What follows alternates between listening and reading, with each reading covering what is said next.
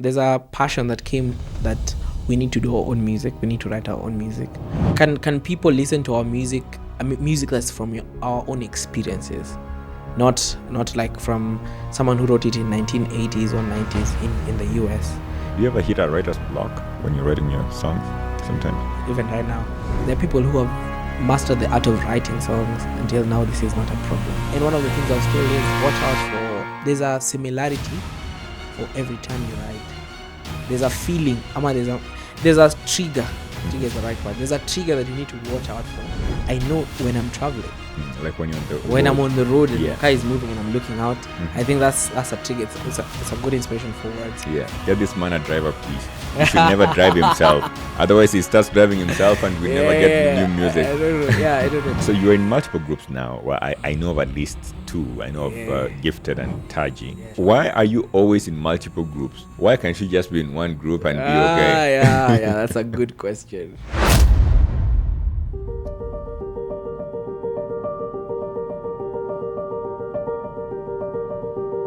Finally, I'm hanging out with the great Onkorbs. Is that what you call yourself?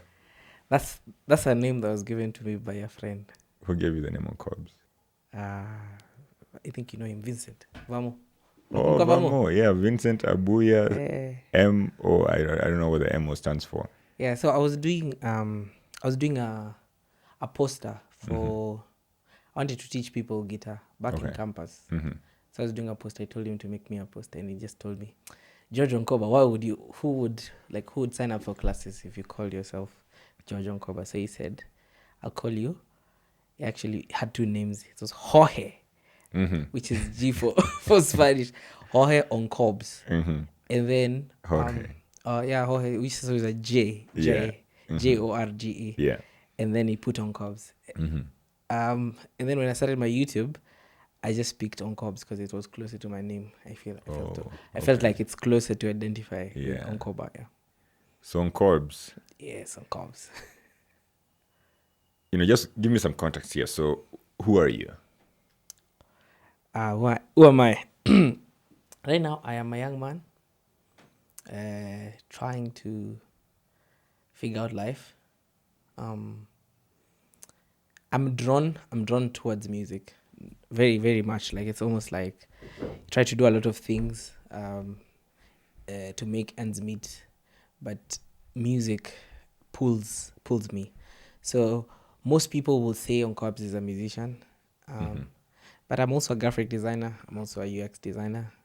That's what I do to try to make money. I'm also a brother to two sisters, and a brother to a brother too. I have one brother. A brother to a brother. So you have like two siblings? Yeah, 3 siblings. Oh, 3 siblings. Okay. Yeah. Great. Beautiful. Yeah. So that's Onkorbs in general. Yeah. So I've known you mostly from your musical background. I mean, we've been friends for many years. We were in college together. Spent a couple of years there, and but beyond college, I think we've become personal friends over a while. But interestingly enough, I haven't understood your context, or rather the background that creates the Onkorbs that is seated before me today. So if you were to paint a picture of that background, what would it look like? Or how Onkorbs came to be. Yeah. So I'm looking here at where you grew up, and so how and what the context of your childhood instills in you to make you who you are today. I'd say let me start from I like saying this. The earliest memory I remember about myself is somewhere in a studio in a place called, I think, close to Suneka. How old are you at this point? I don't know. I really don't know, but this is the earliest. So but you're like childhood. a baby. I'm like a baby. Yeah. Are you in school yet? No. Okay. No. I try to remember when it is. Probably I should ask my dad when that was, because I was with him in a studio and they were recording, and I remember that memory as one of the. I can't go any backwards from that memory. And I remember when a studio they were recording and music. Now that's music, and then my dad plays the guitar and the piano. So in the house, he usually just played. Yeah. So from childhood, in fact, I always thought everyone should know how to play music because my father used to play. So that was the family dynamic where I was just like, this is something that everyone does. They go to work and then they come back, they sing or they play. Yeah. So you believe everybody is kind of like a musician? Yes, I believe when I was growing up, I believe that everyone should be a musician. Yeah. Until now, when I'm growing up, I realized it's probably my father and a few other people. It's not for everyone. Yeah. Your father used to sing too? Vocals? Or just I've play never heard him instruments? sing. Yeah. But I know he was a band person. He used to play guitar, all instruments. Yes. He was like in a local band, The like local band, Samba yes. Mapalanga band. Yeah, even how he got my mom is like. Yeah. Oh, cool. How I Met Your Mother. This is how I met your mother, man. I was just playing in a band, and your mom was there. Yeah, attending the band. I don't know, concert or whatever. Yeah, it was in church now. Like, oh, okay. She attended church. The guy was playing in front. Mm-hmm. and your mom was like, "Man, I gotta lock that guy." Yeah. That's okay. How we became, Beautiful. Yeah. Yeah, and so now from that studio, you are like, I really like this, and I probably want to, learn how to do this. Yes and no. No, in the sense of I know it's something that I found and I got used to it. But as I was growing older, I was also experiencing different things. Yeah. So at some point, I wanted to be a footballer.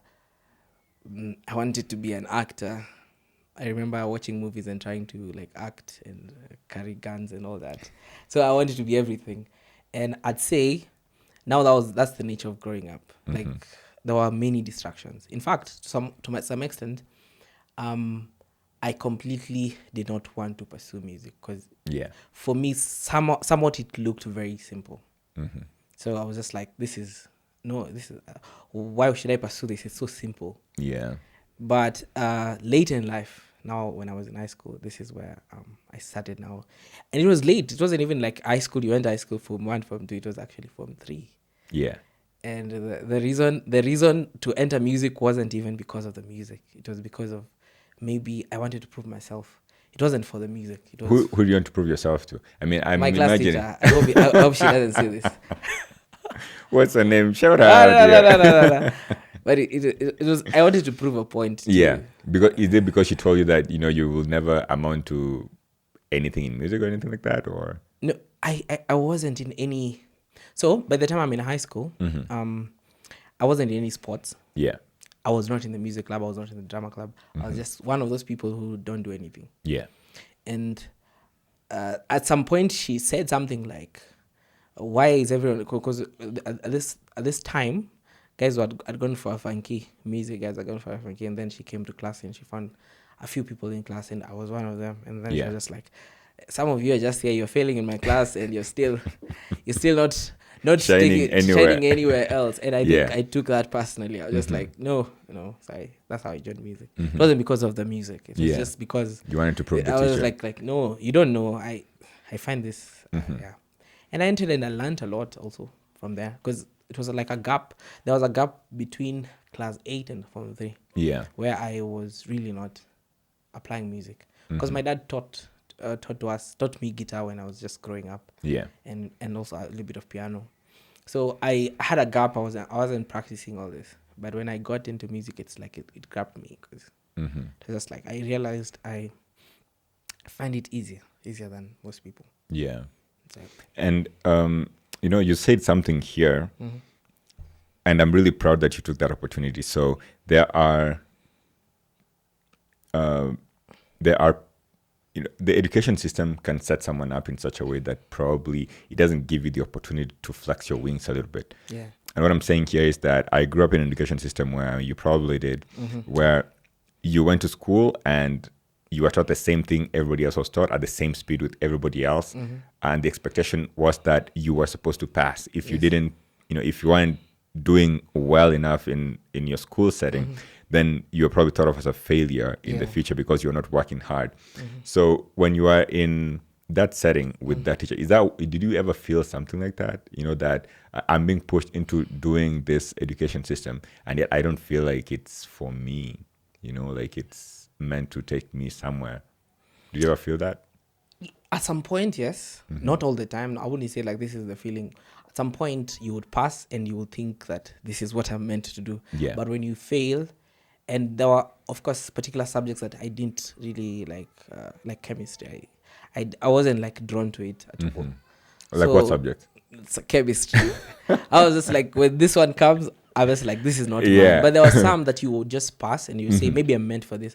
So I'd say it was a little bit confusing, especially because of our system. Yeah. Where if you passed, you almost thought that this is what you're meant to do.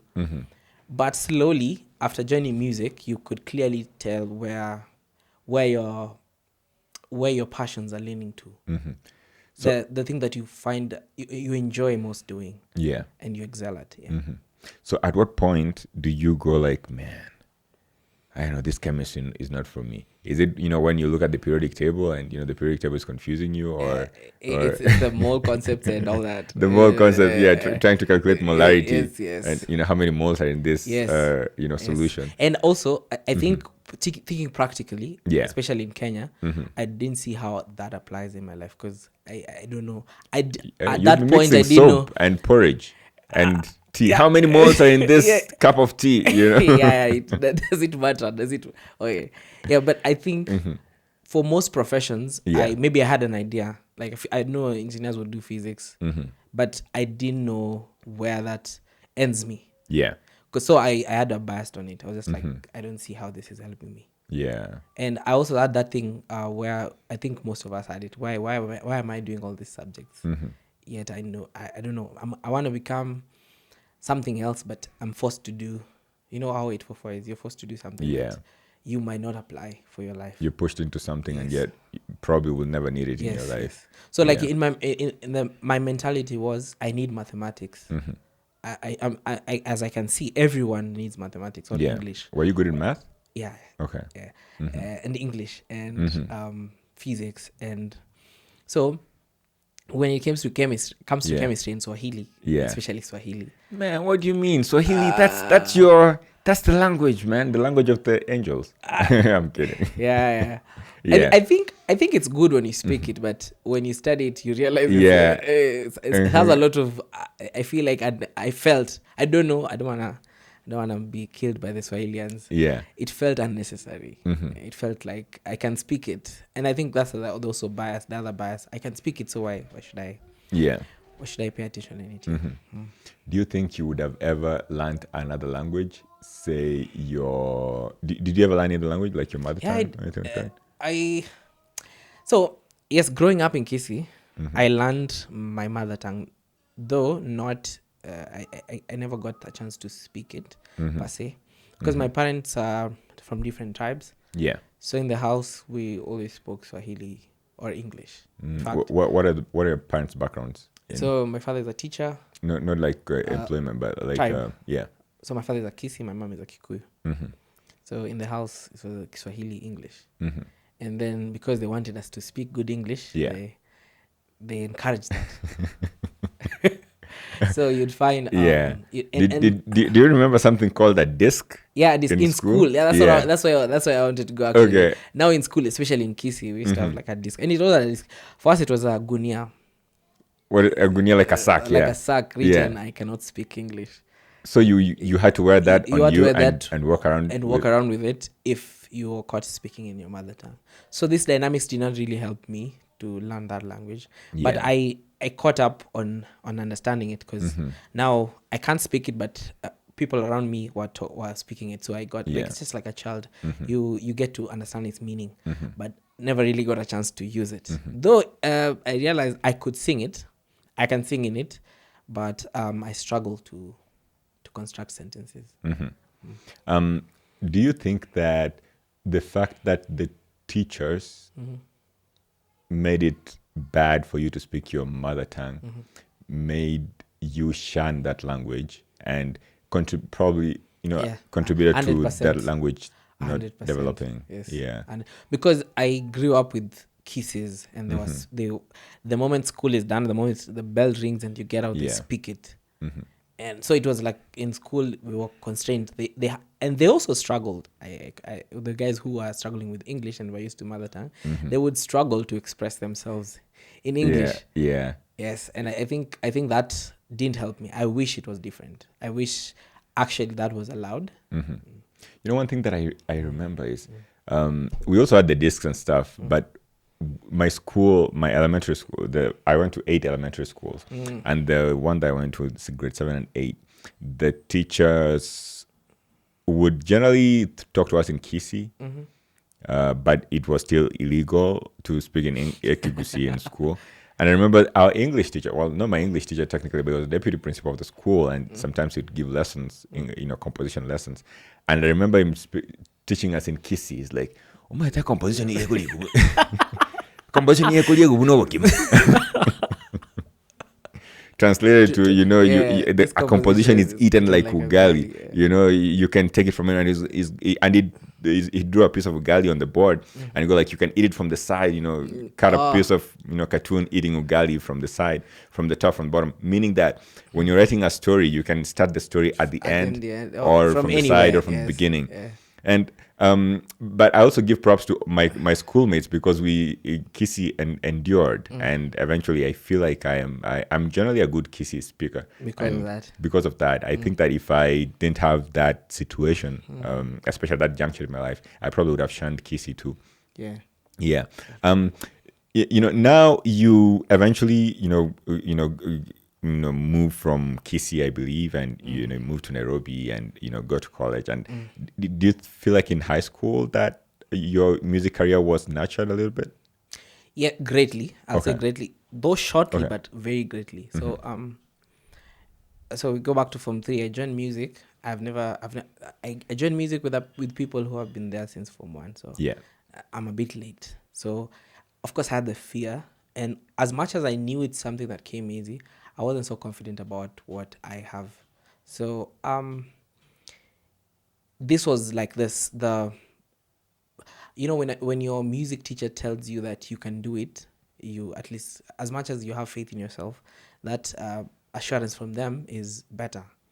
So I remember I joined and shout out to Fillah, if you know Fillah from Upper Hill. Hey, shout out to Fillah. I think it's my only. I always say this is my only music teacher. Did you go to Upper Hill? For your education? To visit. I went to Upper Hill, yes. Okay. Oh. So yeah. For school? I went for Upper Hill school. Yes. Isn't that where like Bien and them were? I put up a picture of Sauti Sol, former Sauti Sol music band. Yeah. Okay, now I see where it comes from. Yeah. Okay. So it was a very, very musical school. Yeah. So yeah, I went to Upper Hill, and shout out to Fillah, because I had an interesting way of teaching us music, where unlike most schools which had music as a subject, in Upper Hill we didn't have that, at least for the years that I was there. Yeah. It was just music as a club. So you'd learn practical singing. Yeah. Because I remember in choir, most of us could not read notes, and we really depended on what the teacher said. And so Fillah nurtured your talent. Yeah, nurtured our talent. Yeah. Because he had an interesting way of teaching. As I said, it was a practical teacher who taught us how to sing. So we didn't know like how to read the music per se, but whatever he sings, you sing. The way he sings, you sing. So it's almost like you're learning from someone's skill, and he's very skillful. So I picked it, and how, like, there's this story I usually like to tell. We made it to we passed zonals, provincials, and internationals. And since I joined music, I'd never been auditioned. Yeah. And I dreaded that, because I was just like, I felt like I slipped through. I was like, I'm safe. But I'd never been auditioned. But this time, he did an audition when you were going to were in nationals. But you'd passed all these levels, and you were there with them. Yeah, we were there with them, and we didn't expect. He did an audition for everyone, not just it's just me. We didn't expect for auditions after passing provincial. Yeah. We were just like, we are going to national, but he did an audition just before. Yeah. And then he said, because the stakes are higher, I need you guys on your top. So he did an audition, and I passed in that audition. And I think that's one of my go-to memories when I try to remember Are You Musical, because that audition was tough. Yeah. What other folks not picked? Is there people who are not picked? It was a small number that made it. Man, when I think about high school funkies or elementary school funkies, and you are looking forward to going out to meet folks. You're in boarding school, right? Yeah. So you're looking forward to go meet folks, meet some girls, I don't know, make friends and stuff like that. And then that opportunity snatched from you. People must have felt so bad, I think. Yes, but eventually, of course, guys came back because he had like a rule. He said after this audition, if you failed, you have a chance to redeem yourself. You could come and audition back to me, and then I'll get you back to the line. Okay. So guys worked harder. I think maybe it was a technique. I don't know. Yeah. But guys came back harder and better. So how did you find that competition, the nationals? it was tough. I went this school called Chavakali. I never heard of it. I never had. I'd heard of it, but I didn't know how they sound because we were back here in Nairobi. We used to listen to Alliance and these schools. We were used to them. In fact, we used to pride ourselves as the best in Nairobi. So we were just like, and then we went Chavakali, and I remember hearing these people sing. We were outside waiting to enter. Yeah. And I remember looking at ourselves and say, what? Because they were so powerful. They were very powerful. Like in terms of volume and projection. Yeah. No, we had a very hard battle. So how did that implant anything in you? Any sort of inspiration? I'd say confidence. Yeah. I think of like coming back to class, and I remember that day because I remember this was like a turning point in my life. My entire life, this was a turning point because I remember coming back to class after the audition. Yeah. And for once, someone asking me, "We didn't know you're this talented," and this is like something I was belittling so much. Yeah. And then now that, so let me explain. At this point, I was in music, but I wasn't so serious. Yeah. But after passing the audition, Fillah made sure to tell us that I'm depending on you. So knowing very well that I might have slipped through this, I really had to work hard to learn the songs now properly, like seriously, not just for myself. And I did it. So now I became more deliberate on learning the songs. And that's really the turning point. And now music started pulling me back again. It's something that I found easier and easier. Yeah. What about the teacher? I'm very keen about the teacher who told you that. I don't know. That story just ended. We were just like, I joined music. Yeah. Never really at I went to her and told her I can do this. Now I joined music. I had fun. And then I finished. So when you go to college, you go to study something else. Yes. That was, I don't know, Business, computer science, business something. Information technology, yes. So I'm like, I used to see you, and man, you were so talented in this. So why do you think your initial program of study was not, music? Yeah. So I think that has to do with upbringing, and honestly, up to the time I'm picking courses, music was not even an option for me. Yet for sure, later in life, when I'm like in third year, I wished I had done music. But now, looking at my life, I realized in high school, I didn't pick music as a subject. What I meant, if I have to do music in campus, that would mean I'd have to look for music school, maybe do a certificate in music, and now enter into degree. Yeah. Which is something that even today, I am still pursuing. I'm still trying to push myself to do it. Yeah. Because I feel like that my upbringing, a musician was never a career in my mind. And it was always about something else, something that is, like when you're picking courses and you're just like, what is in the market right now? Yeah. Music is something people did on the side. Music was, I don't know. I met professional musicians when I'm clearing campus. I'd never even met one of them. So that was one factor that really affected how we're choosing. Yeah. Right now it's a bit different though. Right now we have a couple of at least from my circle, I see a couple of professional musicians. Yeah, and I envy them. Yeah. But back then there wasn't any say successful ones. Yeah, someone who would mentor you into the. So you always knew this is something for the side. Yeah. Yeah, like just like my father, he was a teacher, musician. So what kind of teacher was your dad, by the way? He was a head teacher. I think he used to teach Swahili and history and geography. Is that why you hated Swahili? I don't know. Because they'd come home and you say a sentence in Swahili and you're like, hey. But then it's very fluent. It's very fluent in Swahili. Yeah. So you try to you make those you try making jokes in Swahili and it's like, no, you gotta use the proper sentence structure. My father has never been that father. He left school in school. I don't even remember. Him like unless you ask him something about school is when he teach you. But he left school in school. Yeah. So he never punished you at home or anything like the way some parents are teachers in school and they come back home and they want to direct you in a certain type of way. That's beautiful. Yes. Yeah, I mean, very inspiring. What kind of mom was your mother, you'd say? She was a nurse. Also my personal doctor forever. Okay. Because even right now, when I get sick, I just call my mom. Yeah. Tell her I'm feeling this way, and then she'll tell me. Yeah. Prescribes you all the medication you She'll need. tell me, that one you need to go to hospital. Then I'll Okay. go. And then that one she'll say, okay, if you're like this, you can do this. Yeah. So she's been like that for me. Yeah.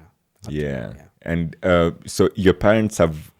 So when you go back to your parents, at what point do you break to them, or do they realize that this guy actually is very interested in music and is so interested in this? Because of that story. That story is really nice. So you remember this point where we made it to national? I remember going back home. I tell that closing day When you close when we school. close school, we're supposed to go for the nationals. My father knows how I like. I don't know. He saw from a distance. He saw how I like dropped music. I wasn't serious about it. Then all of a sudden, I'm calling him from school. I'm telling him I'm going for the nationals. So he's just like, that's strange. So he lets me go. When I come back, when I show him the certificate, he's when he's like, I didn't know you actually picked this, because I think to some extent he had given up on like pushing music on me. Yeah. And now when I bring in the certificate from the national, and it's like, wow, you did it. You went to the nationals, and because it's a bit heavy on our parents, because we were the highest level of the country competing. Yeah. So I remember now having that conversation with him and now telling him I'm interested in music. And I remember this holiday I came back home with a flash disk full of music. Yeah. Which this was also my introduction to a cappella music. This holiday is when I got a friend of mine called Adrian. He just gave me a lot of a cappella songs.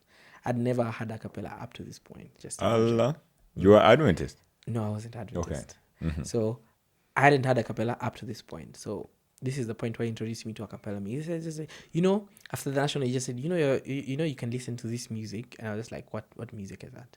And then I got a very big collection of Vocal Union, Shower Power.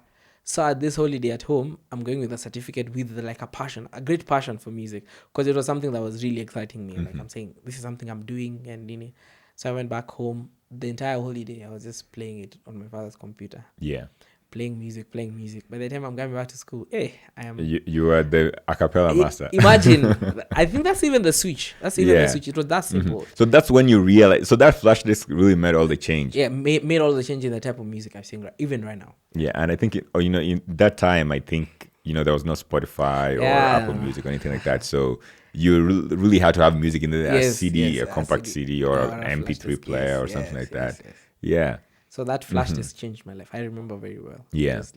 So then what made the switch from, how did you become Adventist? Or I think it has to do more with, honestly, culture and people first. So when I got to Upper Hill, of course, coming from Kisii, coming to a school in Nairobi in the city, you don't meet, first of all, it was a culture shock for me. Yeah.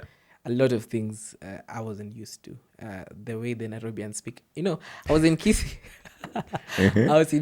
And then back in my primary school, I felt like I was one of the fluent speakers. But once I got to Nairobi and then they spoke to me, you realized all the struggling. I realized the heavy Kisii tone. You know that one? Yeah, the accent. Yeah, the heavy Kisii accent. Yeah. That actually you can pick it whether you speak it or not. Just by staying in its environs, you pick some accent. Yeah. Which I didn't know. But one day I was going to class in Form 1. I'm going to class. I had singing. I had this song, 428 in the Sweet By and By. Okay. There's a land that is fairer than day, and by faith we can see it afar. It was coming from the hall. People were singing.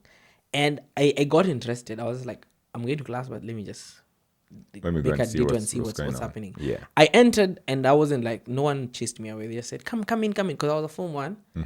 And you're used to being bullied and chased everywhere. Yeah, I was used to being like, talk up. It was like, come in. Yeah. I entered, I sat down, and I was just like asking, what is this? And they just told us, this is Vespers. And now, growing up, I wasn't an Adventist, so I didn't know what Vespers is. Like, what is Vespers? What were you growing up?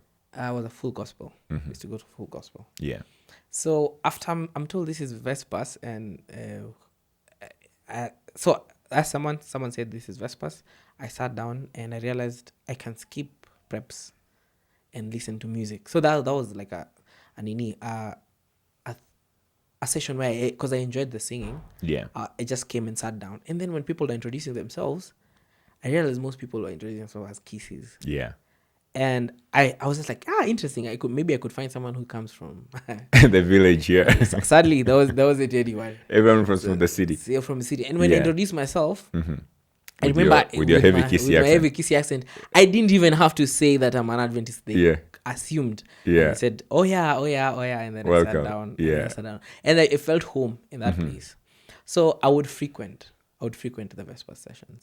I would like, instead of going to class, I just go to Vespers. I hear music. I didn't sing at all. Yeah. Yes, this is the period from Form 1 to Form 3. Just imagine attending Vespers, just watching people sing. Because it was a new concept for me. I didn't know hymns exist. I only knew nyimbo za kitabu zile which were rarely sung in our churches. Yeah. And then people were just singing hymns and I was singing passionately. And now I was learning, but not singing because I was just enjoying the people singing. And then, of course, there were groups singing in the church also. It was really nice.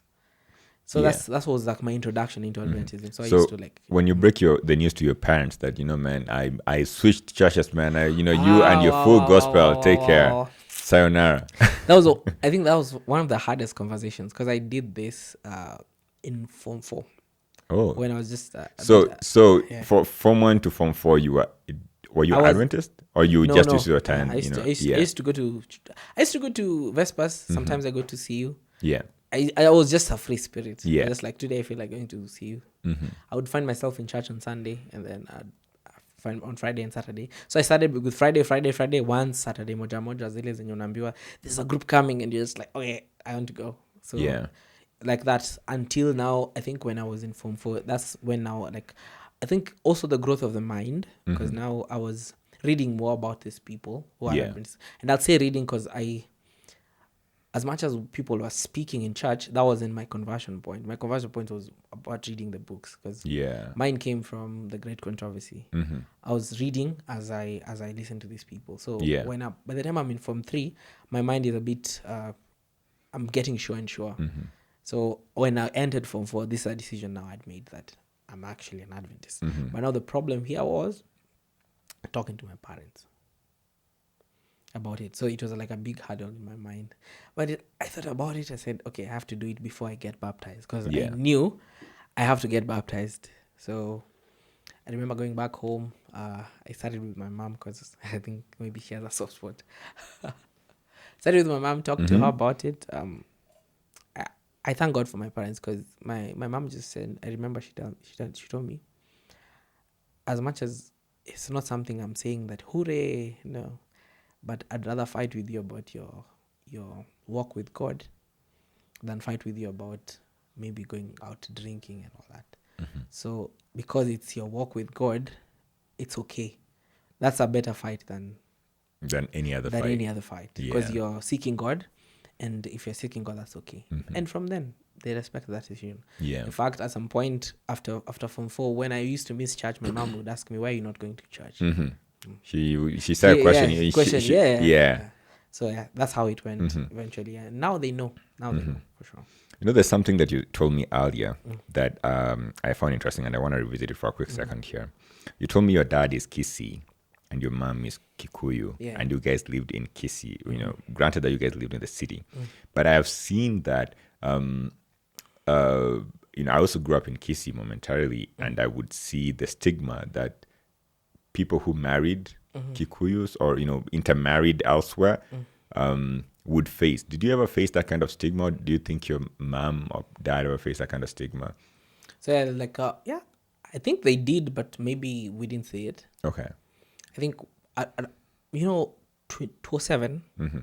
When 2007 happened, I was in class 7. To give context to the folks who don't know, 2007 was we had elections in Kenya, and then communities rose up against each other, fighting each other because their favorite candidate wasn't declared the winner. Yeah, and people killed each other. Yeah, people killed each other. So 2007, I think for me is when I maybe consciously saw the weight of this, because I remember we were in the house, the results were announced. My parents are very interesting. My mom and dad don't normally agree politically. My mom can say, I'll vote for this, and my dad will say, and they will put it aside. Politics is politics, and then they will just live together. And I remember this point, the election results were declared. And I remember my mom just went to the room and started crying. And I wondered, like, why is she crying? And then, of course, now we started hearing about the news. I thank God that it was peaceful in Kisii, because there wasn't. I don't think there was violence. Yeah, there wasn't actually. violence. In fact, people were coming in for like a safe havens. Yeah. But I saw how it affected her, because that first 1 hour, she was so worried. She was praying for herself and, of course, for her kids. And I remember looking at that and seeing the weight of it. Because later now I saw the post-election one. I saw people coming in. I saw my mom helping out people, hosting people from different places. Yeah. And I saw that weight. But at least I'd say in Kisii, I don't think there was that bias, at least in my time. Yeah. But I'd say maybe in their time, maybe there was when they were starting. Yeah, probably. Maybe it was tough. Yeah, maybe it's a conversation you probably could have with them. Yeah, because I mean, and I think, in my opinion, I think it is sad that people would fight over that. Yeah. I mean, these folks loved each other, and let them be. In any case, that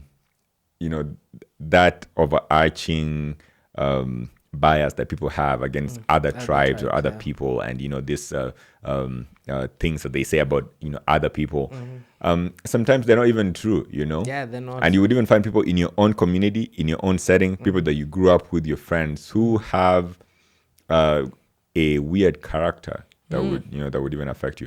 But I'm happy that the generation that we live in is very embracive of everybody. Yeah, and I think even that whole thing, as my perspective about tribe is different. Even with my siblings, it's the same. Like, you'd find us just mingling.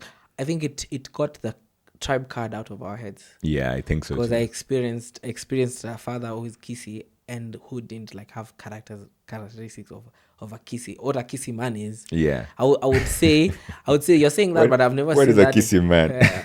Say like someone who like I don't know the things that you paint on the type of person, someone who's not really loving, someone who's just so strict and exactly. But no, I didn't see that in my father. I also didn't see the things that people say about Kikuyus in my mom. And now growing up, I think exposure now, even coming to Nairobi, I met a couple of people who are like Kisiis but in Nairobi, and they're different. And then I just in my head that tribe card just faded off. I treat people the way I see them. Though now you'd feel safer because now you speak the language. So if someone says they're Kisii, you'll be like, that's I know a few things about. I know. So it's like, for culture wise, it makes it a bit easier for interactions. But sometimes makes you feel like home. Like if you go to a foreign country and you meet a Kisii, it makes you feel closer to them. But apart from that, I don't think it's that deep. I was listening to someone recently, and they were saying, if aliens were ever to come and observe the people who live on Earth, and people in Earth, we mostly think that we are very intelligent, and the universe revolves around us, and we are nice people, and of course God cares about us, and we care for each other.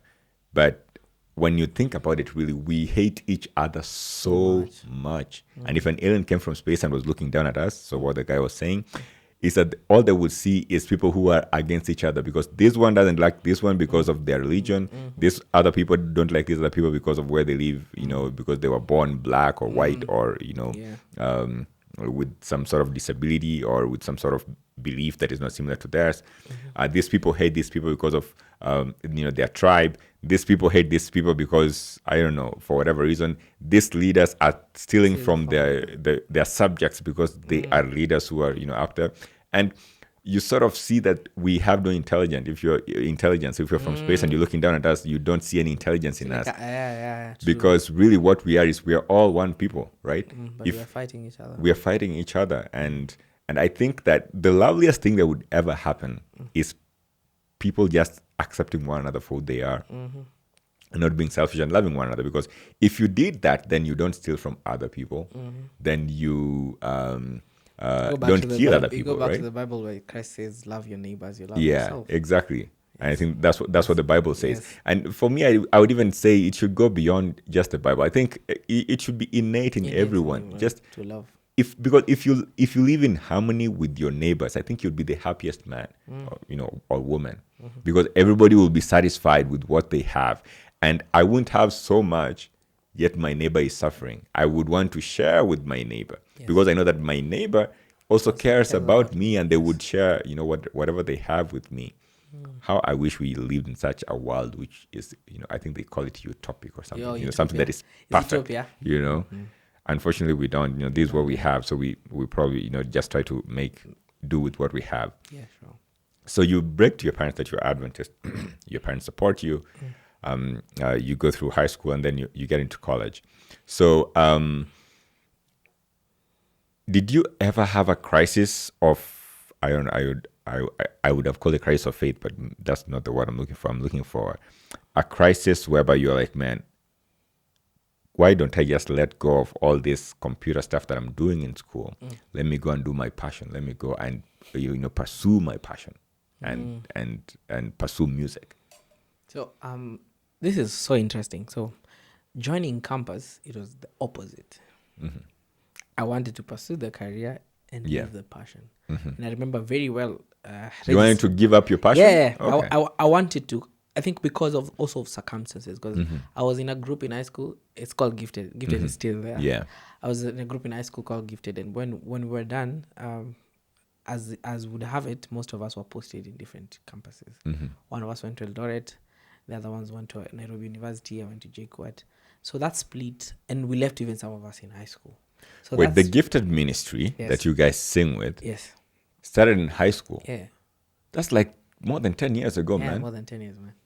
Okay. And then you picked up other people along the way? Yeah, we picked up other people. We had to. I think that's the only way we would have maintained. How many of the original members of Gifted are still there right now? Original, no one. Well, like because I joined in later. Yeah, okay. What I probably mean is when you came in campus. It's just me. Oh, it's just you? Just me. Okay. And the rest, do they ever come back? Yeah, they are in the ministry. We write songs together. Oh, okay. Because some of them are outside the country. Some of them are just not available. They're far off from Nairobi. Yeah. But we write songs together whenever we can. We collaborate. Yeah. Okay. So they're still in the ministry. They're still in the groups. So there's no one like at a group. No, they're still in the groups. It's just that for longevity, we had to bring in people to keep it. As long as it has been. Eventually, you're probably also gonna be kicked out, and not kicked out. I know it would be kicked out, but you're gonna be. It might be. It might reach a point where you have to take a break. And let other people do it. But yes, that's how we've been running. Yeah, I think of my journey with the music groups that I've been with. In a music group called the Soul 7. Yeah, Soul 7. I remember you guys. Yeah, and I remember we just disintegrated because we lived in different cities with different interests, different lives, and I'm hoping to meet them again soon, and so we can just reminisce what it was. Yeah, and then I also remember I was in another group, a bigger group now called Shofar. I always hang out with them from time to time. But the longevity you talked about, you gotta bring in new people, new blood who have the time and also the passion to keep pushing it, and the commitment also. It's that's like beautiful. So this happened. Like Gifted was, it was like there was a split, and there's nothing we could do about it. And I remember feeling like this is over. Yeah, and so at that point you wanted to let go of the passion. At that point I was just like, let me go, because I'm going to campus, let me go focus. This music, put it aside. Yeah. But I entered JKUAT, and I remember I entered JKUAT. There's a guy called Victor. I know you know Victor. He's an architect? Architect, yeah, yes. I remember him. So Victor Shout out Victor. Victor was from Upper Hill, and also Vamo was from Upper Hill. So these guys were like in Upper Hill. They knew ahead of you though. Ahead of me though. Yeah. Way ahead. Like I was from 1, they were from 4. But they used to come back. So for ministry and stuff. For alumni Sabbath and all that. So they used to come to check on the schools. So when I entered JKUAT, Victor sees me and he's telling the music director, "Where you guys? There's a talent here." And I was like, I'm just like, I wanted to play low key, but you elevated. Like that, it's like you can't run away from it. It was like he took my number. He's like calling me for every choir practice. Yeah. And now I remember saying, "Okay, let me try." let me try. And when you try to, and this is an experience I've learned, when I try to run away from music, it finds a way of putting a block and pushing me back. So I started with that mentality, but soon I realized, I'm lying to even myself, because it's not something, you can't give up something you enjoy for something else. It just takes too much discipline to do it. So eventually I just gave in. I was just like, oh yeah, let's do music. And now that's also now campus life, now where I met you guys. Campus life, that's music. And so what does that become like? Do you was it a very supportive community? Do you think they were supportive to nurture your career, or was it like singing just for the sake of singing? You know what I mean? I think it was very supportive, because I remember I was the secondary pianist in church in first year. Oh, you were? I was, and I don't know. I really don't know how to play the piano even right now. I don't feel like I know how to really play it, but I used to play it. Just the opportunity of choristering every Sabbath. Looking back, these are the things that add up to the experienced musician that I am. Singing in church, choristering, getting used to the crowd. Not like when you can go in front of people and not sweat. You're just singing. Those are the things that was nurtured in JQuat. And I remember I formed so many groups. I was joining Brothers. I was forming these other groups. Yeah, there was a group called Brothers at some point. Yeah, I remember that. Yeah, we joined Brothers. So we're doing a lot. We're trying to settle in music. And I think it really provided that space. Also, at some point, there was this contention about the type of music, because now you enter campus and you realize people have different tastes in music. Other people like choirs. Other people like choral music. Other people like a cappella. So that dynamic, we had to learn through it, that this group sings like this, and this is what they enjoy, and this is the type of music they enjoy. So despite of you not liking it, you still have to support them. So I remember joining choirs like Ambassadors and all that, singing with them. And then eventually I realized it's not sustainable for me. So, So I think that growth for me was, I think I experienced. What was not sustainable? Singing in a choir. Being in multiple groups, or just singing in a choir? Singing in a choir. Why is that not sustainable? I don't know. Too big a group? Maybe, I don't know, because I've never really like put my foot on it, but for me it has never like sounded. It has never like sounded like me, because also it could be because of the type of music I was introduced to, and the one that I got real was a cappella. So I know it was a struggle. It sounds nice when you sing in front of with many people, but it's just that I was just like, it takes a lot of effort. I see what you mean. I mean, for me, I think I've been easy singing either as an individual or with folks. But I feel like when I sing with folks, it's better, whether they're a small group or a big group. But I also feel like when there's a big group, there's something to hang on to, because in a small group, you got to be so committed, because it's you. The thing is hanging on you. If you make a mistake, we'll know it's you, especially if you're the bass.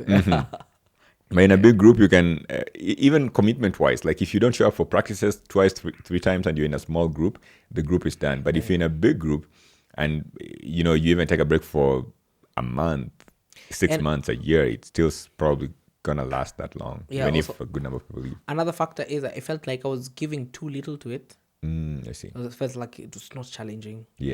It's just too. I'm giving too little, so it doesn't pull me.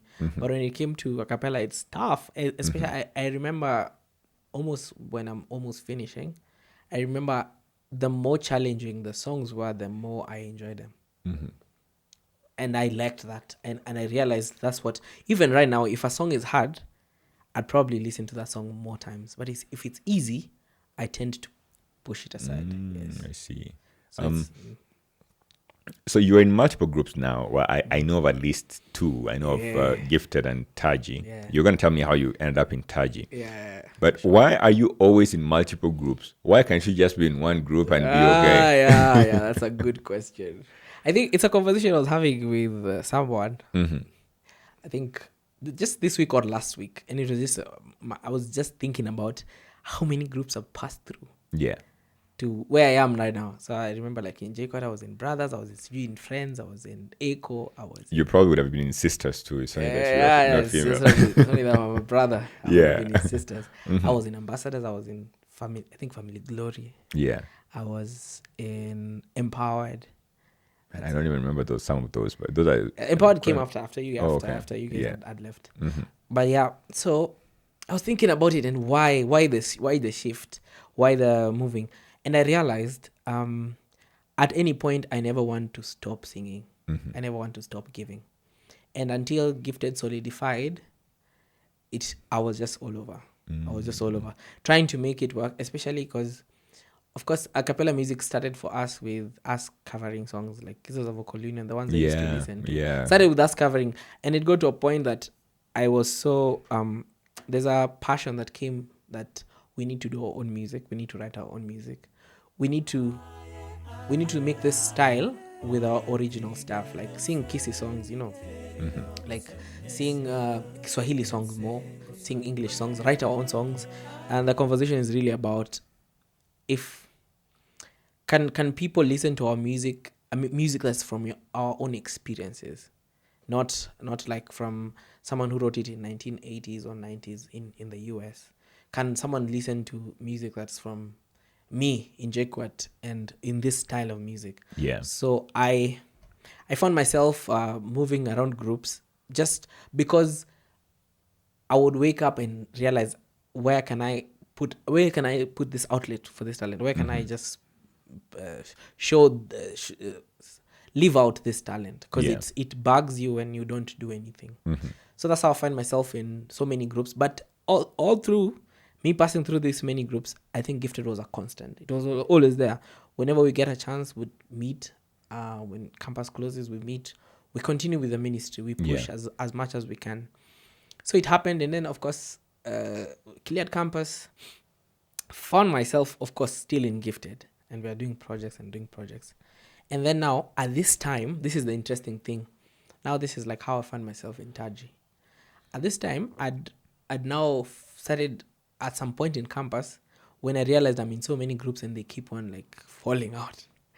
I realized, you know what? I need to pick up my guitar. So for the longest time, I wasn't even playing. And just imagine I was taught by my father Kitambo. Yeah. But I wasn't playing. So in campus, I know you know this lady called Monyenye. You know Monyenye? Yeah, Monyenye. Yeah. She had some guitar. I don't know. She had some guitar that she gave me. She just told me, I have a guitar, but I don't use it.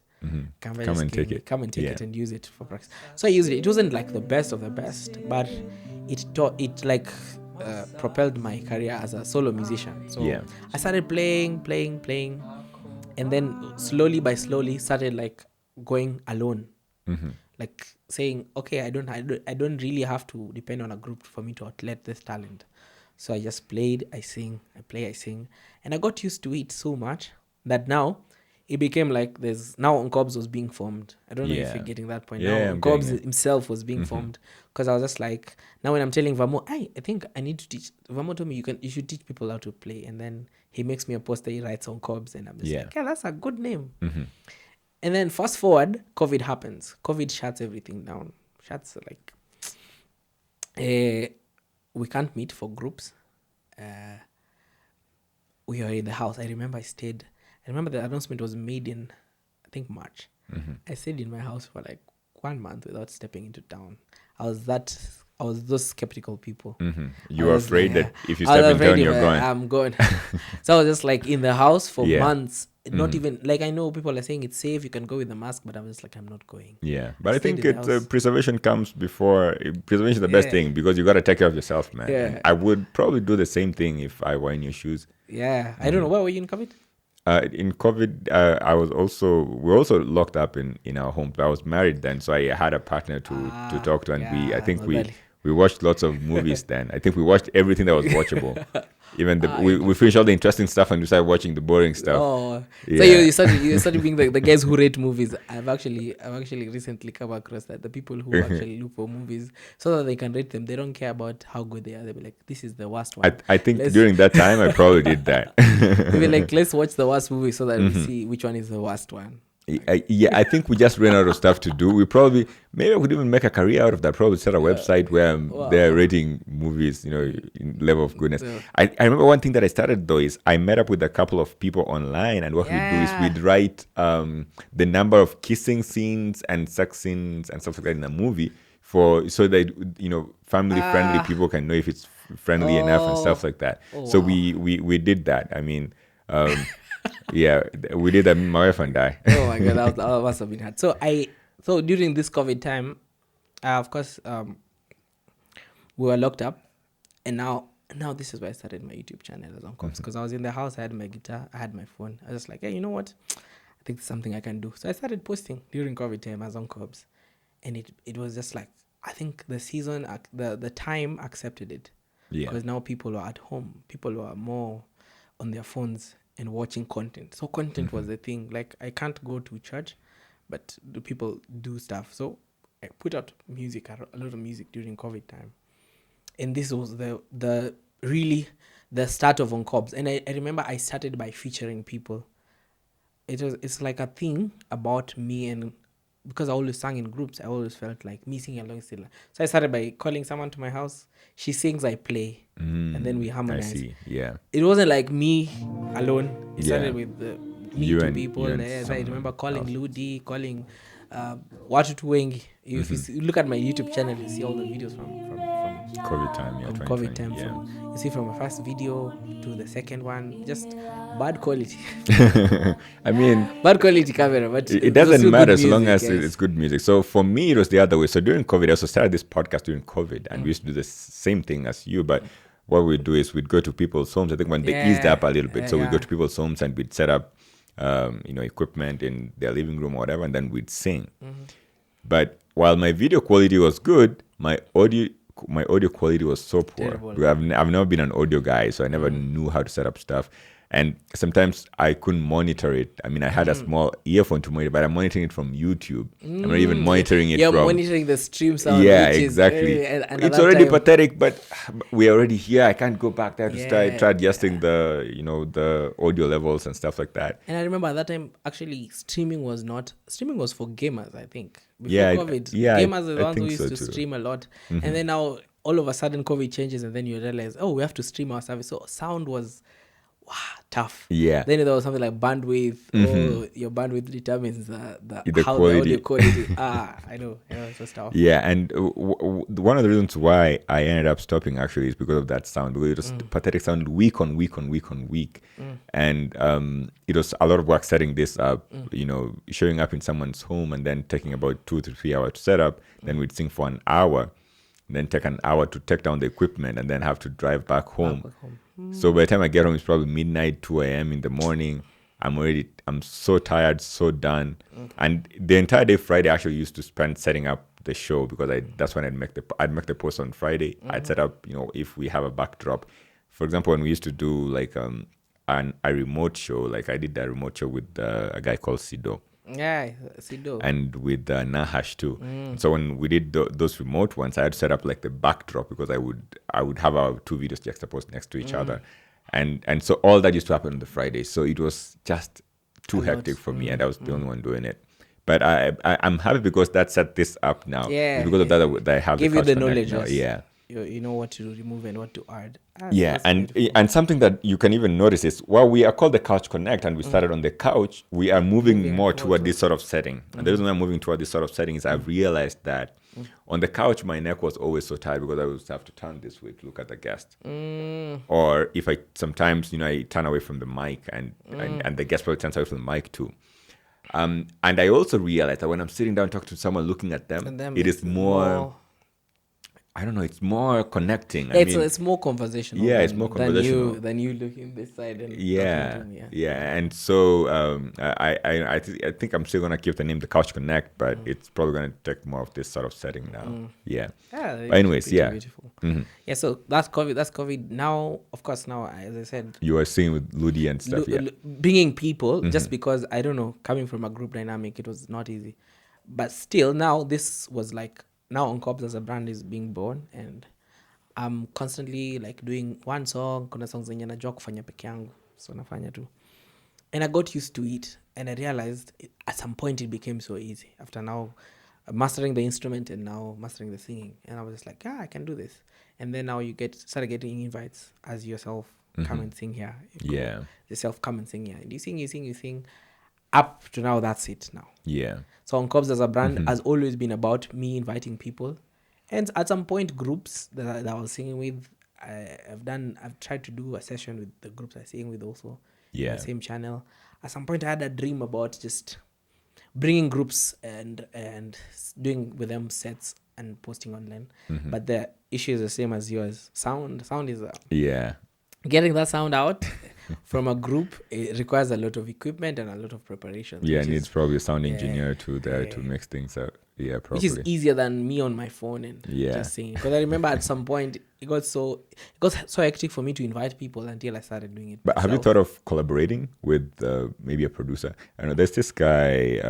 What's his name? You sing with him in Taji. Obi. Yeah, we've thought about it. I think my relationship with Obi is very interesting. I think we in COVID. Let me say about COVID. I met Obi in COVID. And I didn't meet him in person. I saw his content on Facebook. Yeah. And I said, I would like to work with this guy. So I got his number, texted him. He was in Nakuru and I'm in Nairobi. And I told him, and then he knew me. He said, I know you. So we started talking like that. And then we started doing content together in COVID time. I'm in Nairobi. Remotely with our phones. So I remember it was crazy. If you go and look at this content right now, you won't even know how we recorded it. Because I was in my house doing it's like the same thing you're doing with Nahash and Sido from offline on the internet. On the internet. So it's like I tell him, okay, so we're doing this song. This is the soprano line. I say, so Obi had a sister Joan. I say, so Joan sings soprano with your phone. She just records the soprano with my phone. I get that recording. I put earphones on one device, put it on the other, and then I record it on the other one. It's like I'm doing multi-track. Because with the phone, we did have the softwares in our computers, but we need to have things like condenser mics. We didn't have how to put it. And then again, we were so far from each other. So we would do that. Record from your side, I record from my side. We mix. We mix the audios together, and then we go and Obi shoots Joan and he shoots himself. I shoot myself in the house. We make a great video. Then we release it. It's even right now they're in YouTube. They did so well. People enjoyed it, but you don't know the work that goes behind it. But it was that's how we started with Obi. That's very interesting. And then Obi used to make tracks from his mouse. You see, how you have a MIDI. He didn't even have a MIDI. So he used to use his mouse. Click the mouse No, you play the notes on the piano with your mouse.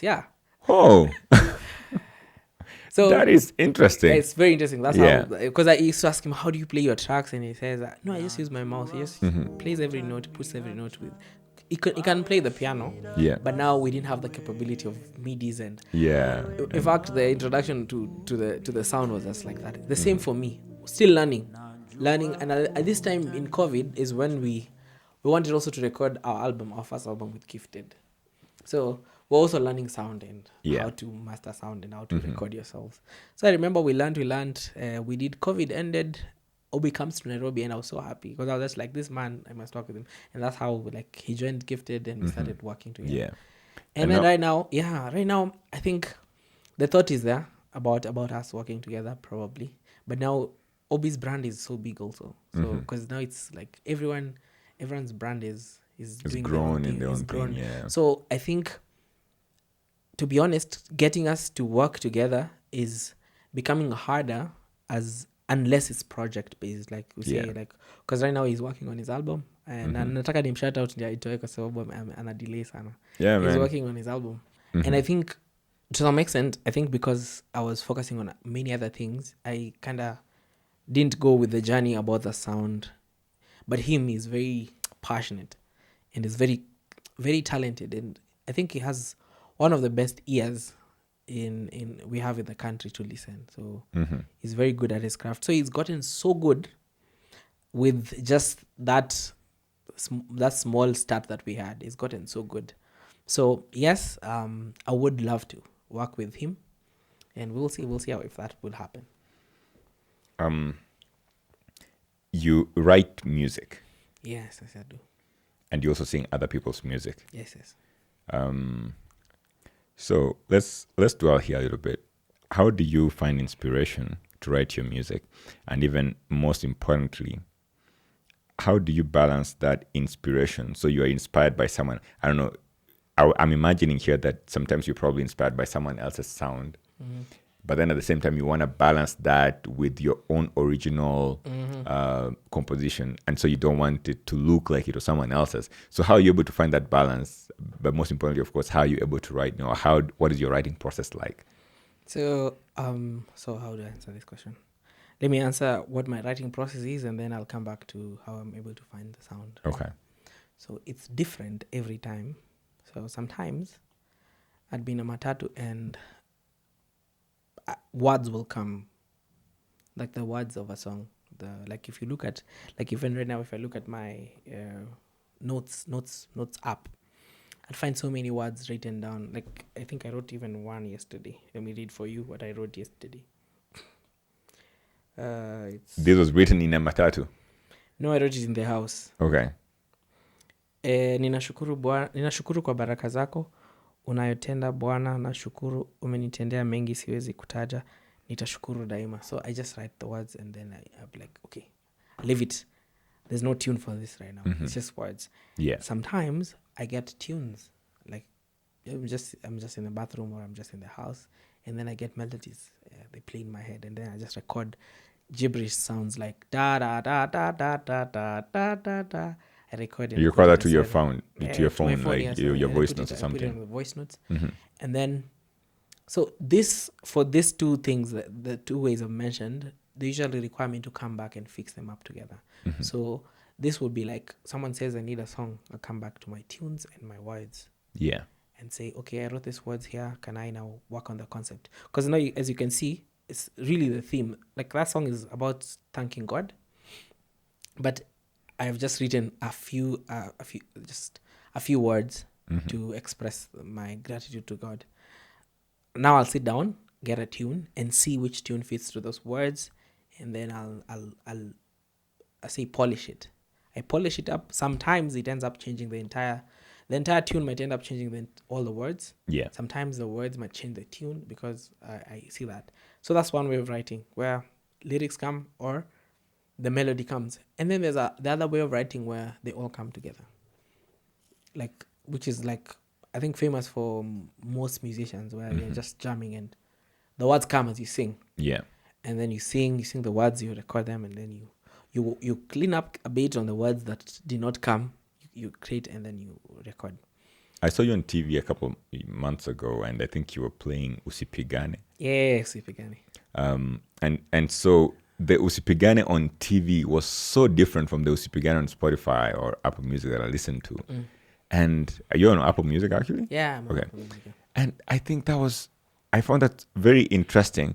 And I was even wondering if sometimes there's a difference in how you do your live sessions versus how you do your studio recordings.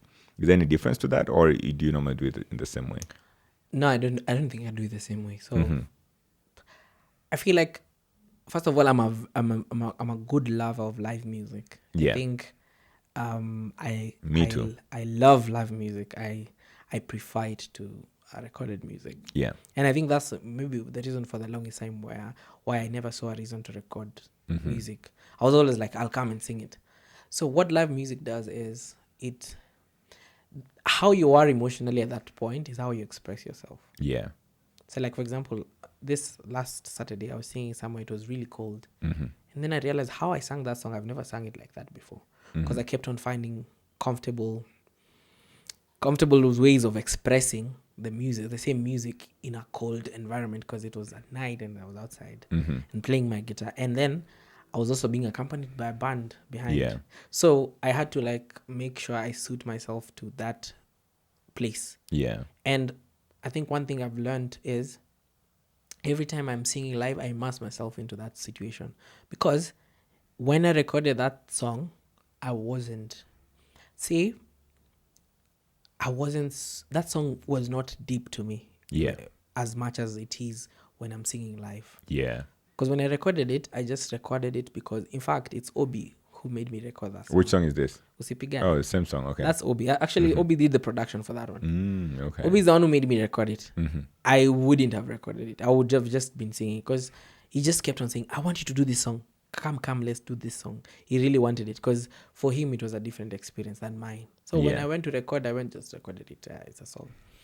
After it got out, I remember there was a friend of ours who was undergoing a surgery at Adventist Hospital, the one in Karura there. Oh, it runs. I didn't know that it runs. It actually runs. Okay. They even have a billboard in Westlands. You call it Toa. Maybe you haven't seen it. But yeah, it runs. I had plans for it. There's a time I was saying that maybe they're not going to open it. I should buy it. You should buy the hospital. Yeah. Since we're talking about this, the one that I would have wanted to buy until recently is Kinder Adventist Hospital. Oh. Which is why I grew up in that hospital. I don't know if you know it, but I feel like it was run down by management, subsequent management. But when I brought that up, I was bringing together a couple of people so we can buy the hospital and make it better, turn it around.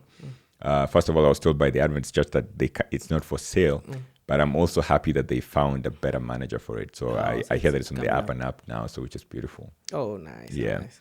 So yeah, so Obi says, come and sing this song. I come and sing the song. I do it because he's recording. So and then I visit my friend in hospital.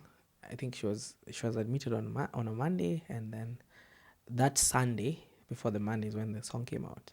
And then she was admitted on Monday. I came to see her on Thursday, and then she said, I said hi to her, and then she said hi to me, but I didn't see her for a while. Yeah. So like for me, it was like, hi, happy to see you, and then she was just like, you don't know, I've been watching you every day in the morning. Yeah. When just before the surgery. Yeah. Listening to this song Usipigan, it's like it was made for me at this point. That was the first testimony, and that was a Thursday. And then it was just like going and going. Many people, you get testimony, and someone said, like someone usually told me in church that the first time they had it, they were planning to, it was a Sabbath, they had some issues at work, and they were planning how the next Monday they're going to fight with these people. Like, yeah. You'll know who I am, bosses. you know, yeah. Or whatever whoever was giving maybe him a he's hard the time. boss. I don't know, maybe he's the boss, but he's going to show them who he is. Yeah. And then after hearing the song, he just said, Usipigan, it's like I was being talked to, that don't fight. God is fighting for you. So after the many testimonies, and eventually the turnaround is, now I come back and listen to the song, and now it affects even my own life now. I'm just like, now I'm like, oh, this is what it means. Yeah. This is what it's just not lyrics, it's just what it means. And eventually, I saw how heavy it is. And I remember even there's a performance I did in Gloryland. And I remember that Sabbath saying, I usually sing this song for people, but today I'm singing it for myself. Because I feel like this is where life has got me. So that's why I love live performances, because you get to switch up. Because how I sang it in that Gloryland is not how you would hear it on the recording. It's just the emotion. Even now, if you give me a guitar, how I sing it right now, very different. will be according to what I'm feeling right now. So it's a beautiful song. Do you ever hit a writer's block when you're writing your songs sometimes? Yes. Many times. Like even right now, there's a writer's block. So you realize when you write words, it means no tune is coming. Yeah. No tune is coming. But I'm slowly learning.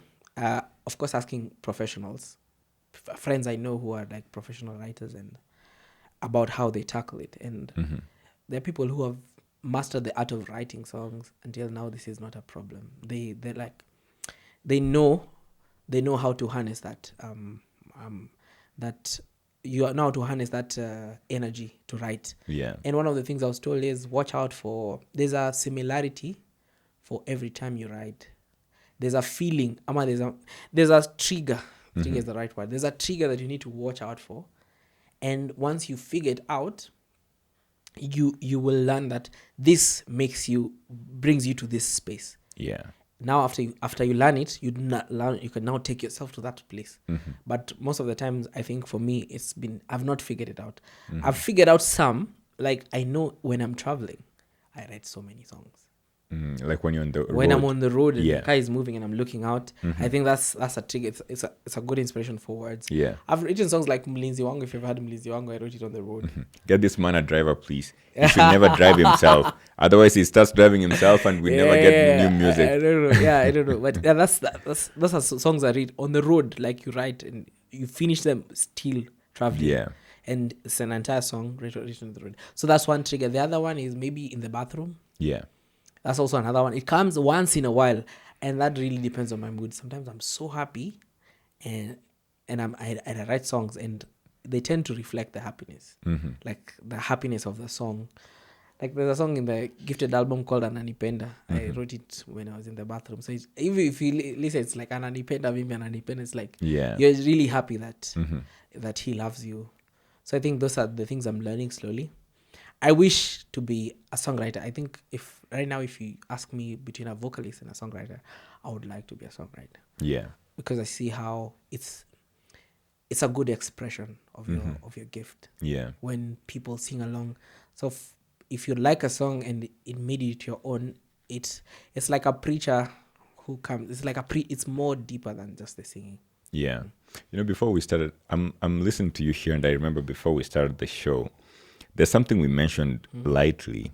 We were talking about, some of our friends who are also musicians, and, sometimes they struggle. And I remember mentioning to you that maybe there's a sort of pressure that, some up and coming musicians would have that sometimes probably drives them into feeling some type of way or into, and you see, I feel like sometimes you may be looking for an audience, but I also feel like the market is saturated with a lot of music. And sometimes people have so many options to choose away from. So how are you able to navigate that, navigate the market, the saturated market, find your own audience, and also stay motivated so that you're able to go through long periods of time without feeling the pressure to do something. Yeah. I think I'd start with first of all, I think right now I've learned what my niche is and what my audience wants to listen to, or what I'm best at, which is basically, even if you look at the song Usipigane is a cover from a guy called Joel Luaga. I don't know if you've heard the original song. His original song is a bit, I think, fast upbeat. And then I slowed down the song. Yeah. And I kind of deconstructed the hype in the song, because the original one is like, if you listen to it, you just be happy. Yeah. You'll just be happy because it's moving, and it has a lot. I personally enjoyed his, but also I've noticed this thing about myself. I listen to music, I enjoy it, but if you tell me to do it, I will do it different. It's like my own interpretation. Like, this is how I'm hearing. And that's what I did. So I realized I tend to slow songs down, and I tend to sing solemn songs. I find them easier for me. So songs that I just have to sing out don't really have a lot of hypes. And then that's the niche. I realized it's just calm music. If you listen to my EP, it's called Bounded by Love. I've listened check it out. If you listen to my EP, it's not gonna... Let's put up Bounded Love on the screen. Folks, go check it out. yeah. So it's one of those EPs, even myself, when I listen to, it's just there's no particular excitement that you get apart from, now you just need a place for meditation and thinking. Because even some of the lyrics in the songs just require your thoughts there. You require to be there to think and to see that, okay, this person is just calmly singing about this. They're not here so I'm not there to entertain per se. I'm just there maybe to make the words of the song clearer, because I also like that. I also like words in songs. I think they hold a heavy place in songs. It's not just the tune, even the words, like how the words marry with the tune, they hold a lot of water, and I don't like to rush it. So it's more of, I would say, meditative and therapeutic. Yeah. And so finding your niche then has enabled you to sort of find an audience that would listen to you. So I don't expect, in my expectation, I don't really expect someone who likes this type of music to like mine. I'm always like, I'll be myself, and I know there are people who like this. Yeah. And they will like it. And even when I'm releasing, I remember I released my EP without, like, I didn't even do a lot of marketing. Yeah. I just released it, and I know many guys, some of my friends were asking me, why didn't I, like, do a listening party? And I was just like, I feel like these are things that people in the industry do. I feel like for me, if I start doing all that, it will give me expectations. Yeah. Because now I'm doing the same thing everyone else is doing. So if my returns are not the same, I might be discouraged. Yeah. If you went for a very long period of time, do you think you still stay motivated? You went through a long period of time, no success, no recognition whatsoever. No. I'd say no, because I feel like the fuel is like for example, I use the song Usipigane. The testimonies from people and what the impact that the song is doing actually makes you feel like, for example, if today someone tells me like you've talked about Usipigane, if you talk about it, probably at night I'll probably write another song, just because that one went well. Yeah. So there's that motivation that comes from actually, it's like your work is doing something and it motivates you. And I think motivation is there for everything, even ministry. You can't just say that just because I'm doing ministry, I don't need to be motivated to do it. The motivation really helps you. If you write one song and it goes well and it's reaching people, the next song you'll probably write it. Yeah. But if it doesn't go, it doesn't go how you expect it, also you will struggle to write the next song. Yeah. What advice would you have for the folks who have struggled? I mean, you probably have friends. I have a couple of friends who struggle through that. Maybe they write something and they go through a tough period because maybe it wasn't accepted as much, or something just happened. Is there anything that you do that enables you to stay that course, or anything that you tell them to do that would enable them to stay the course? I think what I do is it's a rule. The song, if you're your own litmus paper about the quality of the song, of course, but you have to be cognizant that not everyone likes what you like. Yeah. So there's a factor that this might not be liked, but this also might be liked by some people. So that's a factor that I think about all the time. Like, even in my EP, I see that, like, there's some people who like one song particular. They'll just come to that EP for that one song. The rest, they'd be like, I don't like them. Yeah. And then there are people who like all of them, and then there are people who like the song that's performing worse, and they'll say, this is mine. This is mine. And now what that informs me is the audience is different.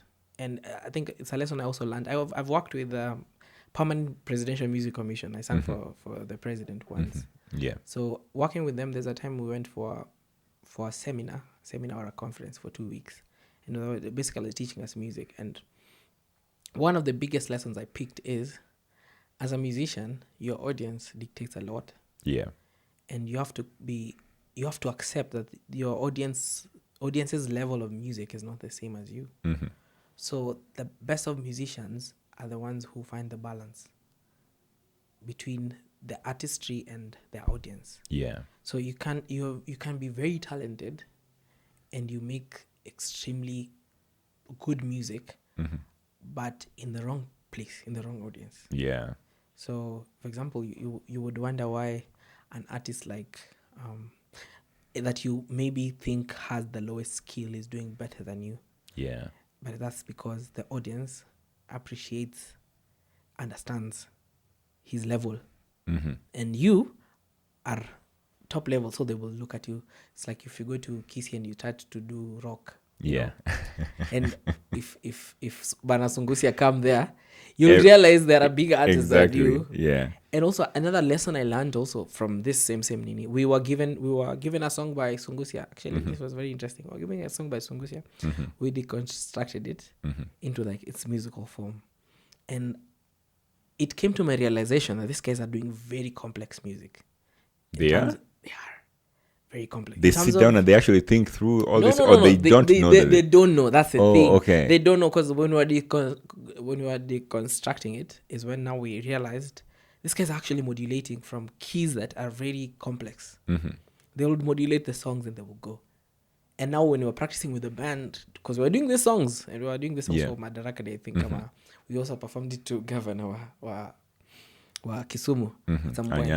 Anyang. So it was like, when we were doing this, when you're deconstructing this music, you realize there's complexity in their songs, but how we listen to it, we don't feel the complexities. So the lesson here was, you can be complex, but to the listeners, to the listener, it shouldn't sound complex. Yeah. Like, you can be as complex as you want, but the end goal is the person listening should not feel the complexity. Yeah. They should just enjoy the music. Exactly. And now, if you add it to that lesson about audience, that's how you know your niche. So, for example, I noticed people like Dumcha, and they like it because that's their niche. Yeah. So if you want that market, you have to sing what they want. You see it? Exactly. I'm one of the anti-Dumcha guys because I think it's been around for too long. Yeah, but I understand. I Yeah. understand. So after I learned this, I learned to make your music as simple as possible. Have less expectation because of that. Because of that lesson, you have less expectation because you're just like, this just might be my niche in it. Yeah. The niche might just find a few people. And this other songs, like I did a cover of Malebo in TikTok. It got 1.5 million views. Oh, really? Yeah, but if you ask me about the song, I'll tell you, the song is not. I love the song though. You see, you're in that niche. So you see, myself, I'm just I was actually listening to the lyrics of the song. Yeah. Not too long ago, maybe about a month ago or something. Man, he talked about this Malebo guy with his teeth falling out. Man, let's put up a picture of Munishi. Munishi is the guy, Yes, right? Munishi, Let's put up a picture of Munishi on the screen. Does he still sing? Is it Still does, yeah, Tanzanian even or something? I think, I don't know. Or is Costarian, Kenyan, Costarian or something? Either Tanzanian or Congolese. I don't know. One of Oh, those. Congolese, okay. Maybe. Yeah. I'm not so sure. But he's in Kenya. He says in Gong. He does TikTok lives. I saw it. Oh, really? Man, I should probably get him on the pod, I man, should get him on the and pod have a chat and about have a it. So there's something interesting that he talks about Malebo and how Malebo conned people money. I know he's like, walikupata wakakung'oa meno tano na yale waliobakisha watayang'oa pia, man. I find that thing so hilarious, but also like great advice. Great like, advice in the music. In the music I think too. What I resonate with these old writers is they were very real about their words. To give context here, Malebo is a song by this guy called Munishi, and in there he has this line where he talks about this con man called Malebo, and you're telling him that if you don't, stop stealing, you'll probably lose your life. I think that's the whole point of the song. Yeah. Like right now, if I write a song about Joab and telling Joab all the wrong things he's doing, you'll probably look at that song and you'll be like, "Hey, Afana." But in that generation, they used to be very real about their music. Even like their lyrics were very blunt. One of his songs, he just quotes the Bible the way it is. Some rebukes that we wouldn't even do right now. Like, I know, waraka ule, siku ya jua kama ndivyo ya wamwabudu nani. It's basically asking you, who are you really worshiping? So, ilivyo bakaro aliponionyesha shetani navyojua kujigeuza kama malai. So he's talking about how the devil can turn himself into an angel. Yeah. And then now he asks the question, do you know who you're worshiping? And then he goes ahead to talk about like how we as Christians live double lives.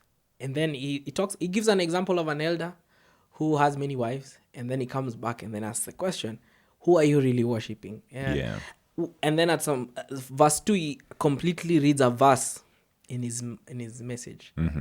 Waraka ule wa Yohana sura ya 3 mstari wa 4. It's in the lyrics, and then he reads the Bible. Yeah. And then eventually when you listen to the song up to the end, you realize he's bluntly rebuking Folks, yes. if you try doing that now, if you read it in your lyrics, you'll be like, hey, you're judging people. Yeah. But they did it and they did it in such a way that you didn't feel rebuked. Because even when you you're didn't singing feel the judged. song, you're singing the song, but you don't feel the rebuke. But it makes you reason.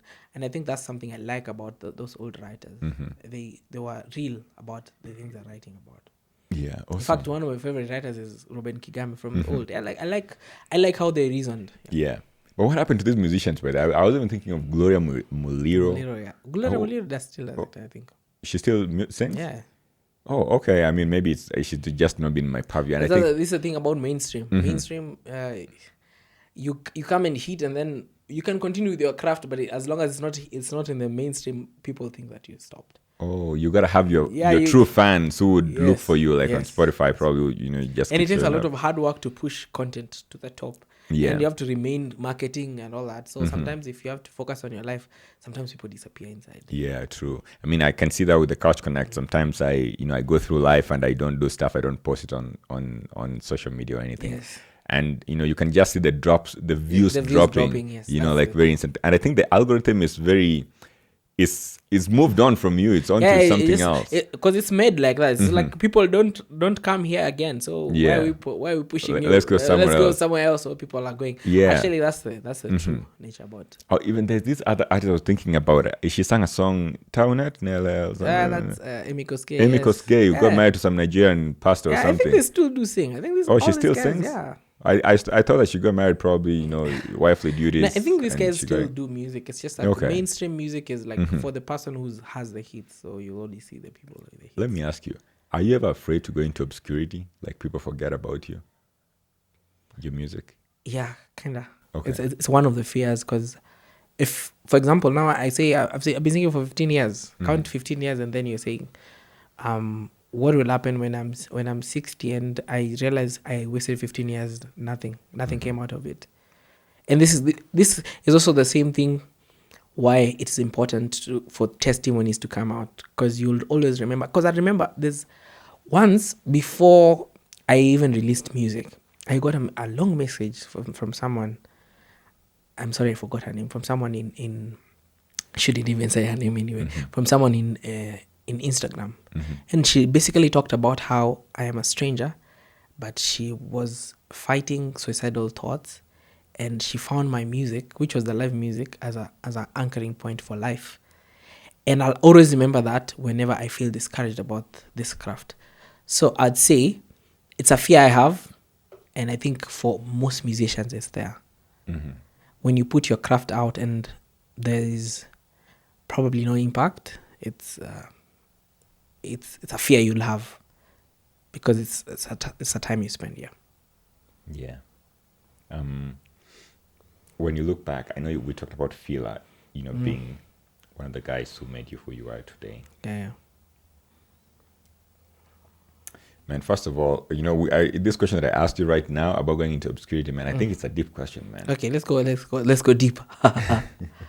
Before I even go further, because what I'm thinking is, man, you've put in all your life into something. It doesn't have to be music or anything. Yeah. Even me podcasting or me teaching my students or whatever, or you doing something else, or even the audience out there, doing whatever they're doing. I think something has got to anchor you in it for you to want to continue doing it, even if you're to go into obscurity and people forget about you. Because if you're doing it so that people recognize you, if you're doing anything so that you can get the recognition, sometimes it can work against you, And expectations. And even, that's why I was talking to you about earlier, and I was thinking about my friends who are struggling right now because I feel like maybe they want to meet some level of success, but they're not there yet. And probably that discourages them even from meeting people like me, who is their friend, because they're like, maybe I'm not successful enough, and this guy, is he going to judge me or something like that? Yeah. I see that. I think I like the point that you've mentioned, that sometimes the anchor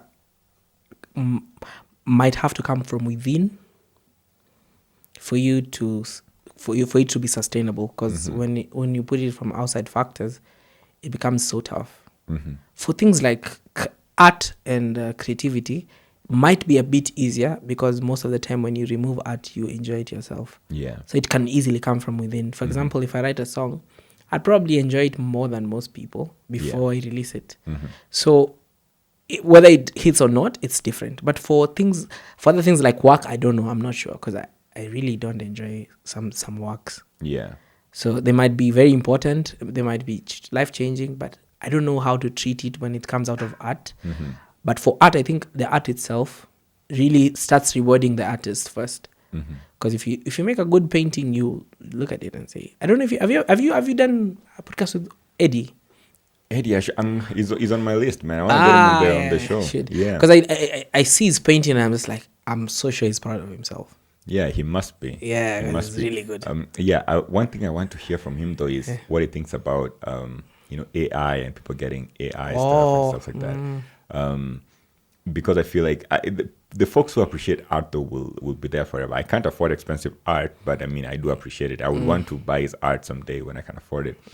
But I don't know what that does, what AI does, because folks just start thinking about what it's doing and create a water painting of someone walking down the streets of, I don't know, the streets of Nairobi, and the painting just comes up. Just print it. Yeah, but I think that of course, if you are keen for art, then you still appreciate.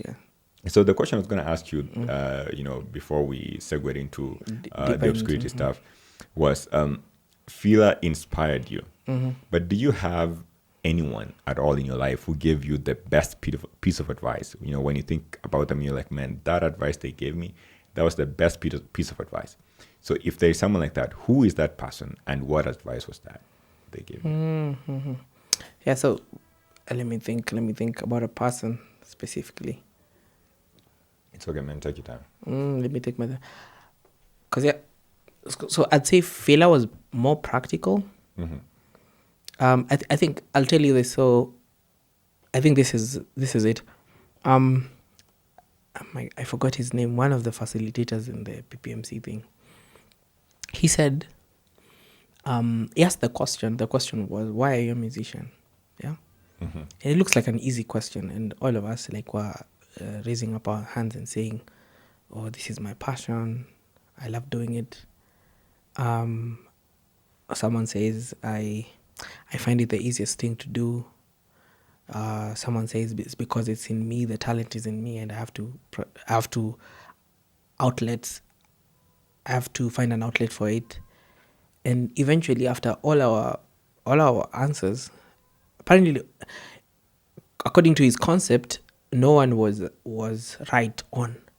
And then he said his answer. He said, "You're a musician because you're a healer, and your tool of healing is music. And if you think about it that way, you will be a better musician.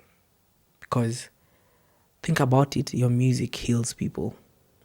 You and a doctor might be very different in the practical sense, but what you do for people is almost the same. Mm-hmm. Someone might listen to your music instead of going to therapy, but you're doing the same thing a therapist would have done. Mm-hmm. You might do the same thing a comedian is doing. You make them happy with the music. You make people happier." So he said, just always remember that you're a healer and your tool is music. Yeah. And this, I remember this information, I got out with it, and I apply that every time. Every time I think about my lyrics, every time I think about how my songs sound, I always try to think about that concept that eventually this is made for someone, it's made to make a change. So the lyrics must be right. And if I'm meant to make you happy, I have to make sure that the tune makes you happy and the words make you happy. Yeah. So that piece of advice, I think, is the one of the greatest. Like, as a musician, you're a healer, and your work is to heal through the music. Man. And I think it goes beyond the spiritual, because he said most of us would talk about gospel music, secular music, but he just put it general and said the music in itself, whether you choose to use God's word to heal people. There's some people who are musicians. Now this is the contention about music and secular music, and there's some music that is not really gospel, but it heals. Mm-hmm. Like I hear music that are meant for therapy. Like you listen to the music and it just gives you... Yeah. So that's a perspective I really got and I really applied. Mm-hmm. Where it's like, I use the music to heal. And for me, I choose to use the word of God because it's sure. I tend to back up that music with the word of God. Yeah. Beautiful, man. And as we are landing the plane here, every time that I have someone sit on the couch connect, I normally treat them like an outgoing president. and so one time, eh? No, one time. No, we always bring you back for a 2-time or however many times, man. Right. Yeah. And so what I do is every time that you're gonna be sitting here, you're gonna write a question for the next guest on the show, because this is what they do in the U.S. So when they have a president in the White House leaving the office, and I'm gonna leave a letter for the next president in the White House. And so the question that was left here for you by the most recent guest on the show was, what would you do consistently if you had the opportunity to lead your community in any capacity? Mm-hmm. What would I do consistently if I had the opportunity to lead my community? Yeah, in any capacity. Interesting. I think maybe listen to their needs. Mm-hmm. Always. Like, I feel like what makes a successful leader is a person who actually solves the problems of the people. So it's listening to the needs and solving it consistently. Yeah. And sometimes you might, so sometimes it might not really be you solving it, or sometimes it might not necessarily require you to solve it. But listening is important because you get a perspective of where these people are coming from. Yeah. Because someone might think this is a need and someone else might think this is not. So the wisdom is also always to listen to everyone and try to fix it. Yeah. For everyone. And maybe the people who are not inagreeable and you feel like this thing doesn't need to be fixed, but most people feel like they need to be fixed. It's your work to convince them that it's the other one. Convince them and then you move on. But listening to them and then solving their problems, I think that's something I'll do consistently. Otherwise, you just be there. Yeah, true, beautiful. So here's your opportunity to write the question for the next guest on the show. Normally, I don't see this question until the guest is seated right before me. Oh. Yeah, so take your time and think about whatever you want to say and, just write it down. Okay, guy. Yeah. So you just put it... Yeah, just scroll. Very interesting. That is, so I don't see it. Yeah. Man, Onkorbs, George. Yeah, man. Hanging out with you, man, has been awesome. Yeah, you are so inspirational, man. Just having a chat with you has been it's been so deep and so friendly, Yeah, man. And I think I leave this table feeling so nice and knowing that my music can heal somebody, and I think that's beautiful. So to finish off here, maybe this, I know that I'm not infallible, and sometimes I may not ask the right questions that might inspire you to say all the things that you wanted to say. Yes. So in a parting shot, if there's anything that you want to tell folks as you're leaving the show, this is the opportunity to let the folks know something that you have deep within you that you'd like to let them know. I'd like to tell you, I think this is a quote I like to tell someone who's probably in the craft, in the arts. I read a quote 3 years ago, or 2 years ago, I don't know. And it's always a driving force even when I'm getting older, because I realized as I've gotten older in the craft, I spend less time on practice and all that. And the quote is, hard work beats talent when talent doesn't work. So, Bam. If you have a talent, it has to work. So what this essentially means is, if someone is working harder than you in your craft, they will beat your talent if you're just seated on your talent. So you just have to also work hard as a talented person. So talent is not enough. Yeah. Damn. Yeah. That is so deep, man. Folks, this has been The Couch Connect. I've been hanging out with George Onkoba, aka Onkorbs, today. We've had a very nice discussion here, folks. And if you got this far, I think it's because you did like this episode too. So I'm encouraging you to subscribe to this channel. And if you haven't yet, remember to tell your friends to tell their friends. Till next time, do take care. Kwaheri.